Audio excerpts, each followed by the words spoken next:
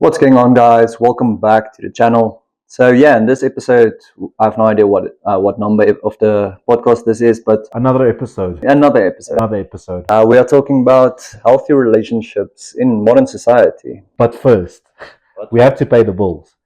Ladies and gents, stay tuned because our website for Power Vision is coming up. If you don't know what Power Vision is, it's a movement, right? If you are trying to become the best you, this is the program absolutely for you. So our website will be launching in September. We will be having merch on there. We will be having courses on there, free content on there, access to exclusive content. But for now, what you can do is you can head on over to our homepage on the channel. Yeah, I mean, just under this video, click join, right? It's what's our cheapest level there? $5? $1.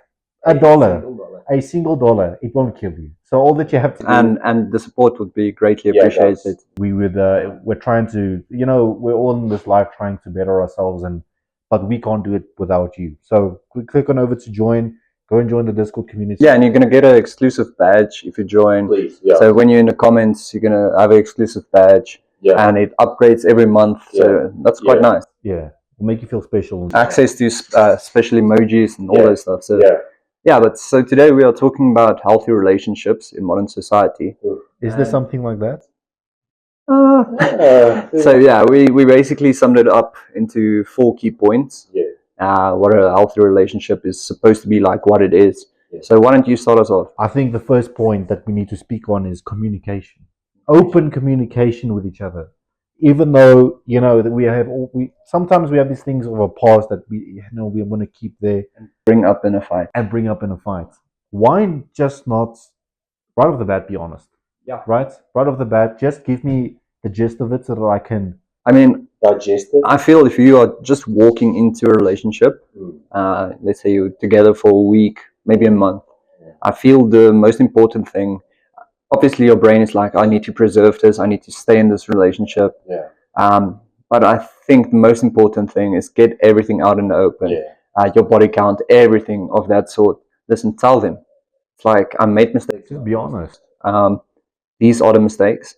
Because you don't want to sit a year later at a restaurant with mates listen, if something comes up and you're sitting there the whole time so pissed off because she never told you or he never told you. So get it out, have a fight about that and get it over with. I think that's a very good point. How many times have I sat there and someone I was seeing just says something, it's like, you didn't tell me that. Yeah, and then she's like, giggly and laugh. And then you start wondering, okay, but what else are you not telling me? Exactly. So honestly, I feel like that's one big part of communication. The next big thing, obviously, is, listen, you are going to fight in a relationship. You are going to fight. And I think the way you handle your fight is crucial. Because it can either go south or it could go kind of well, but no one dies, right? That's the whole point. No one gets hurt. Do you get aggressive? Do you start shouting? Do you throw a tantrum? No. So the best thing is, obviously, if you are really, really angry, sit down, count to 10, get that emotion out. Remember, you are in love with this person. This is the person you love. So you don't need to hurt them, no matter what they did to you. No. And then take your time. Tell her or him, listen, let's take an hour. Let's take an hour, think this over, and then we'll talk. Watch a show, do whatever you want, get it over with. And then when you are relaxed and you've got, let's say, the energy to talk about it, do it. Because when you're over emotional, you always tend to say stupid things that you didn't. You just wanted to say it to be petty, right? You just wanted to say it. And that's not the way to go. A next big thing, right? Jealousy. Jealousy. Especially now we can go on the app, we can scroll through options, right? We have options. Let's be honest. Why is the divorce rate as high as it is? Jealousy. Social media. In the 80s, you sent a letter. Let's say 50s. You sent a letter which took a week. Waited a week for a response, and then finally, okay, I can come visit you. And there wasn't this, okay, she's gonna mess around or he's gonna mess around. Now people the problem today is you can lie in bed next to and they can message someone else because it's so easy to cheat. Yes. It's the easiest it's ever been. Yeah. Dare I say something controversial? It's easier for women to cheat. Obviously, right? We just say, let's scroll through. Oh, this guy's this guy's rich. But the thing is, and I'm talking out of a man's perspective, and obviously Tell very us. controversial, Tell us. but it's talking outside the box for a reason. So, as a man, as a kid, let's say 14 to 18, what's your number one goal in life? To get laid. I'm sorry. It is. Why? That's why I started laughing.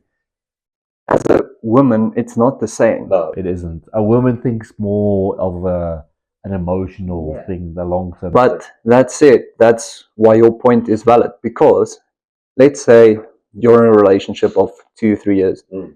You break up. Mm. She wants to get back at you. Mhm. She can go to any bar and say, let's get laid.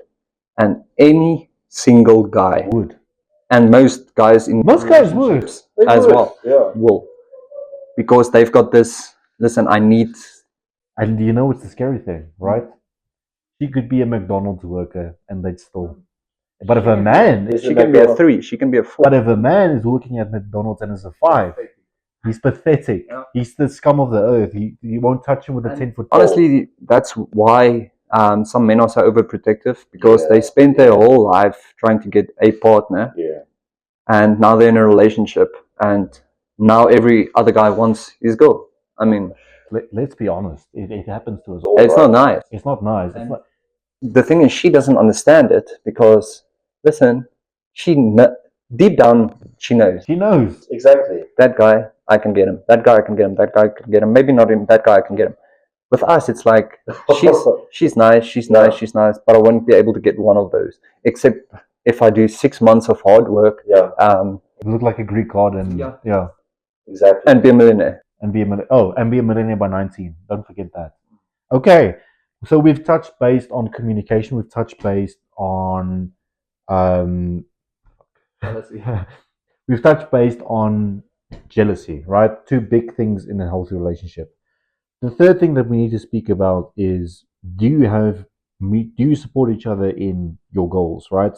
How do you find the balance between your goals and your partner's goals? I honestly feel, apart from communication, I think supporting of goals, life goals, just weekly goals even, is one of the most important aspects of a relationship. I mean, you can date the most pretty girl in the world, most handsome guy in the world, whatever, and if they don't support your goals, or you've got a mutual... Yeah. I mean, at the beginning of a relationship, obviously, you've got 2 different perspectives of life and what success is. But I'd say about 6 months in, you are supposed to be like molded into one specific level. And if that doesn't work, I promise you, there's always going to be a fight. There's always going to be, I mean, let's say, for example, you're an entrepreneur, or even just, you've got more goals in life, and they just want to stick to their 9 to 5 and got nothing going for them. And when you get home, they talk about, but Melissa did this at work this week, and you just think, they kill me now. I mean, if that's the type of relationship, it's never going to work out. I think, and that brings us we're moving into our final point. Selfishness, right? I think you can't say that, as you said, that I have this particular goal. I'm going to take all the money in the relationship, all the time, all the effort. I'm going to put it just towards mine, and I'm not going to care about what you want to do. I mean, honestly, if you're in a relationship and you, let's say, make similar 9 to 5 like money, I feel the best thing for the relationship is a shared account. And listen, I'm not saying if she makes $2,000 and you make 10 grand, put it in the same account, because then it's going to be a fight. But if you've got similar salaries, I think it's a good idea to put it into one, maybe a joint. Or even if you just, like, you've got your own bank account, she's got her own bank account, and put a joint account for, let's say, groceries and rent and all those stuff. I agree. I mean, money is the biggest relationship killer. That's why they say, that's where the thing that money is the root of all evil. It's not the root of all evil, but when it comes to something like money that's between two people, I think, can cause. That's Definitely actually some problems. a very valid point, and that's it. I honestly feel like money is the root of all evil, but it's also the root of most good. The thing is, let's look at, and this is off topic, way off topic, but let's look at world leaders. Why are they so greedy? Why are they so hungry? Why do they kill thousands of people weekly? It's money. Mm. It's the profit. Yeah. Why hasn't there been a cure for cancer? Because then hospitals we wouldn't be making money off cancer treatment. I mean, how many theories are there of people that discovered a cure and got killed like instantly? Yeah. It's the same with that guy that created the water-based car. Oh yeah. And like 2 days later, it was just gone. Yeah. And I mean, that money is evil, but Yeah. it's got purity to it. Yeah. It's got good to it. Yeah. You can do so much good Yeah. with money. And yeah, as a last point, I know that was quite off. No. I mean, We brought it up, so we had to talk about it. As a last point, do you think the $1 million question, the good old-fashioned question, do you think opposites attract? Oh. I would say, to an extent, right? I do think that where you lack, someone else can fill in, right? So if I'm this shy person, I'm this quiet person, I'm always in my shell, but then I meet someone who actually brings me out a little bit and makes me happier, then I would say to an extent, it's not always, but to an extent it does, right? And you know, the biggest thing about the statement opposite attracts, people tend to think they mean like, okay, she's a 10, you're 6, that's the opposite. I think it's got everything to do with the emotional aspect, the personality aspect. Yeah. Like he said, if she's a introvert and you're extrovert, I think it works quite well. But that said, back to our third point, if your life goals isn't the same, no matter what, that's the most important thing. no matter what happens, you are not going to work out. Yes. So it doesn't matter how pretty she is, no, it doesn't matter how rich she is. If your most important thing in your life does not align, it will not work, right? So, that's your choice to make ultimately. But yeah. So to conclude, I think opposites do attract to a certain extent. Yes, I lean But towards that.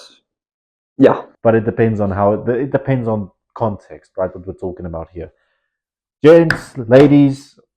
Thank you very much for watching today's episode. Make sure once again that you go and join the channel, become a channel member, right? The Discord community is linked. Everything is down below. I don't know why you're going on like this. It's very easy to access it. and I mean, if you are watching this video and you're not subscribed and you've came all the way to here, just click the button.